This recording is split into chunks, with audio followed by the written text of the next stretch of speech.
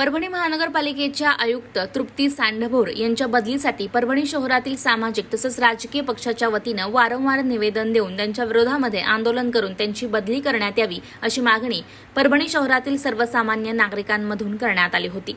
वारंवार मनपा कर्मचाऱ्यांची आंदोलने यासोबत विविध सामाजिक तथा राजकीय पक्षाकडून केलेल्या मागणीची दखल मुख्यमंत्र्यांना घेण्यास अखेर भाग पडलं।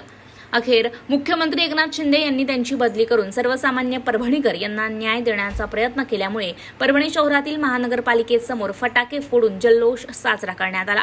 यावेळी मनपा कर्मचारी संघटनेचे अध्यक्ष के आंधळे, नासेर बापू यांच्या मार्गदर्शनाखाली जल्लोष साजरा करण्यात आला। आज आनंद व्यक्त केला आणि इथे आमचे नवीन कर्तव्यगार आयुक्त तहसील जाधव साहेबांच्या आल्याबद्दल आम्ही आनंद व्यक्त करतो। कारण 2 वर्षापासून आमच्या कोणत्याही कर्मचाऱ्याची स्थानिक काम हे करत नव्हत्या।